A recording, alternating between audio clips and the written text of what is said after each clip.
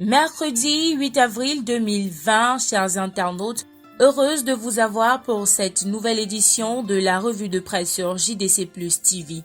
Ouvrons cette édition avec le quotidien Mutation qui titre « Collecte de fonds, Maurice Kamto confiné ».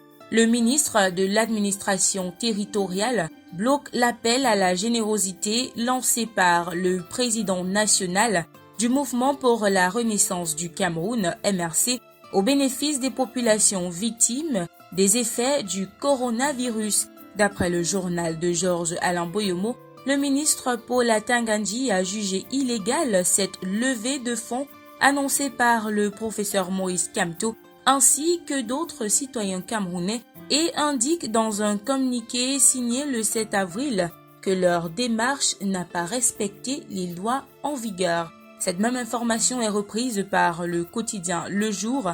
Initiative humanitaire, Atangandji bloque Maurice Kamto, titre le journal, qui souligne que dans un communiqué, le ministre de l'administration territoriale demande l'arrêt de la collecte de fonds initiée par l'opposant pour la lutte contre le coronavirus.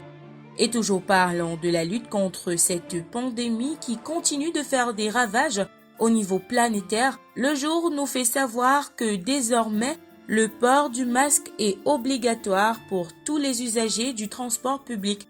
Dans le souci de stopper la propagation de ce virus, le journal d'Amanmana nous fait savoir que le ministre des Transports a signé un communiqué de presse hier mardi 7 avril demandant à toutes les administrations et sociétés sous tutelle, aux opérateurs du secteur des transports, aux forces de maintien de l'ordre de veiller à la stricte application de cette mesure.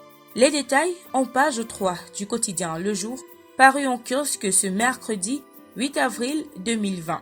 Lutte contre le Covid-19, ce que peut la pharmacopée africaine, c'est le grand titre en une du journal Diapason dans son édition de ce jour. Le journal indique que le Cameroun a enregistré son premier cas du coronavirus le 6 mars 2020 et depuis cette date, le pays semble perdre l'équilibre face à ce diable qui ne laisse rien sur son passage, nous dit Diapason.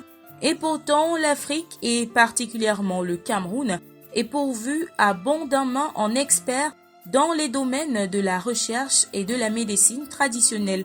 Diapason est donc allé à la rencontre de plusieurs spécialistes qui donnent leurs avis sur le pouvoir de la médecine africaine comme arme contre le Covid-19, un virus qui continue d'inspirer la peur. L'œil du Sahel renseigne qu'à Meiganga, une ville du Cameroun située dans la région de la Damawa, un bus a été refoulé avec un cas positif au Covid-19 à bord et les autres passagers mis en quarantaine. Les détails sont à retrouver en page 2 de l'œil du Sahel dans sa parution de ce jour.